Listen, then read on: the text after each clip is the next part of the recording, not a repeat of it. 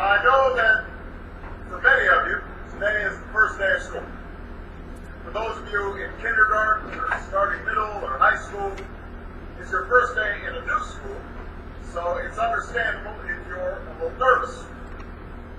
I imagine there's some seniors out there who are feeling pretty good right now. Just one more year to go. And no matter what grade you're in, some of you are probably wishing it was still summer. You could have stayed in bed just a little bit longer this morning. I know that feeling. When I was young, my family lived overseas. I lived in Indonesia for a few years. And my mother, she didn't have the money to send me where all the American kids went to school. But she thought it was important for me to keep up with American education. So she decided to teach me extra lessons herself, Monday through Friday. But because she had to go to work, the only time she could do it was at 4:30 in the morning. As you might imagine, I wasn't too happy about getting up that early. A lot of times I'd fall asleep right there at the kitchen table. But whenever I complained, my mother would just give me one of those looks and she'd say, "This is no picnic for me either, Buster." So I know that some of you are still adjusting to being back at school, but I'm here today because I have something important to discuss with you. I'm here because I want to talk with you about your education and what's expected of all of you in this new school year. I've given a lot of speeches about education, and I've talked about responsibility a lot. I've talked about teachers' responsibility for inspiring students and pushing you to learn. I've talked about your parents' responsibility, making sure you stay on track and you get your homework done. Don't spend every waking hour in front of the TV or the Xbox. I've talked a lot about your government's responsibility for setting high standards, and supporting teachers and principals, and turning around schools that aren't working, where students aren't getting the opportunities that they deserve. But at the end of the day, we can have the most dedicated teachers, the most supportive parents, the best schools in the world, and none of it will make a difference. None of it will matter unless all of you fulfill your responsibilities. Unless you show up to those schools, unless you pay attention to those teachers, unless you listen to your parents and grandparents and other adults, and put in the hard work it takes to succeed. That's what I want to focus on today. The responsibility each of you has for your education. I want to start with the responsibility you have to yourself.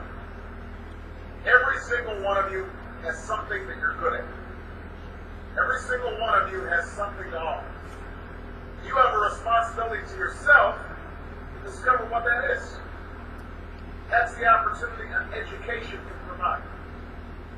Maybe you could be a great writer.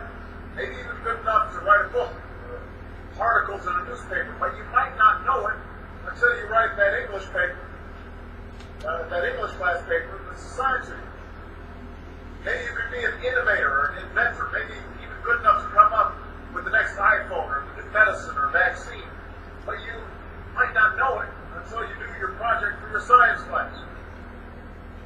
Maybe you could be a mayor or a senator or a Supreme Court justice, but you might not know that until you join student government or the debate team.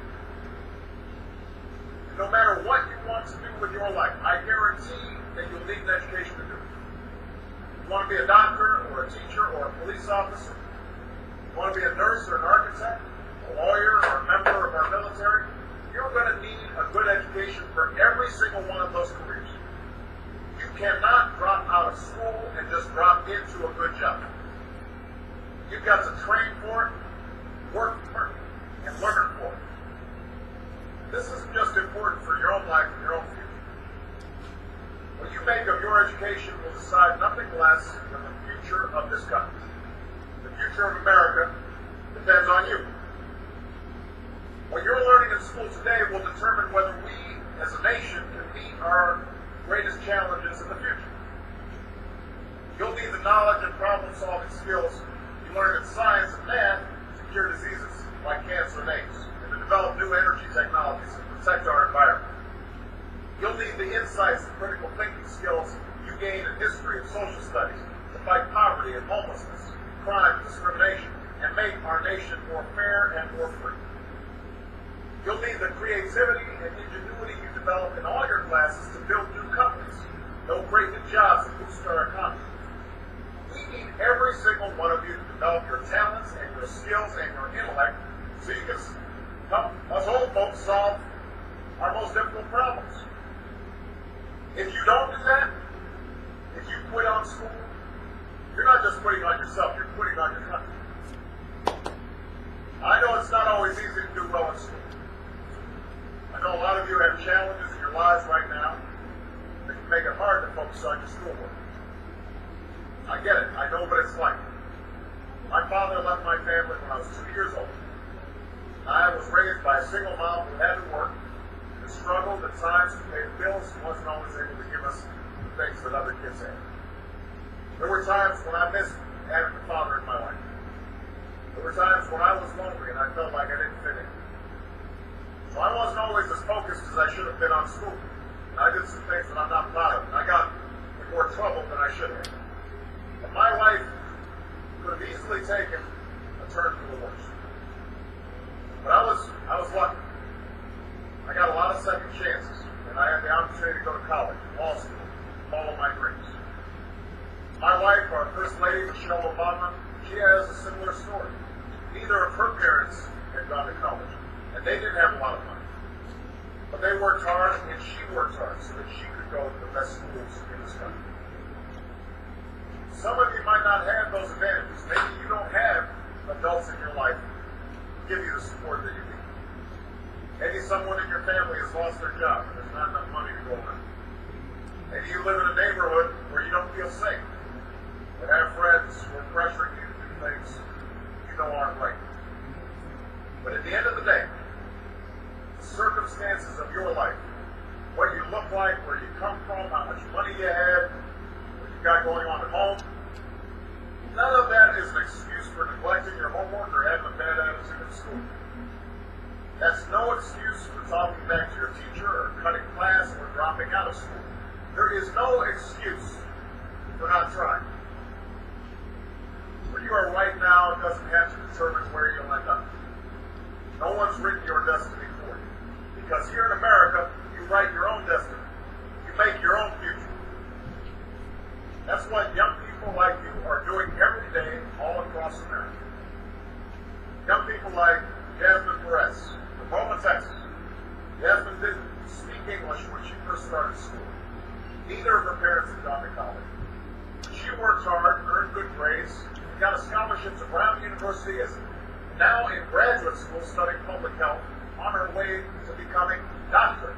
Jasmine Perez. I'm thinking about Andoni Schultz from Los Altos, California, who's fought brain cancer since he was 3. He's had to endure all sorts of treatments and surgeries, one of which affected his memory, so it took him much longer, hundreds of extra hours to do his schoolwork. But he never fell behind.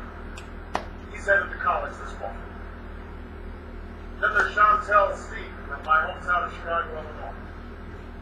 Even when bouncing from foster home to foster home in the toughest neighborhoods in the city, she managed to get a job at a local health care center, start a program to keep young people out of gangs, and she's on track to graduate high school with honors and go on to college.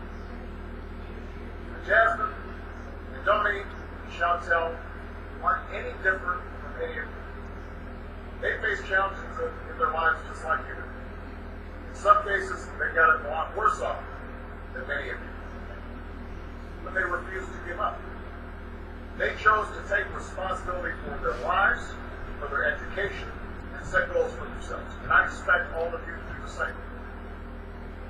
That's why today I'm calling on each of you to set your own goals for your education and do everything you can to meet them. It can be something as simple as doing all your homework, paying attention in class, or spending some time each day reading a book. Maybe you'll decide to get involved in an extracurricular activity or volunteer in your community. Maybe you'll decide to stand up for kids who are being teased or bullied because of who they are or how they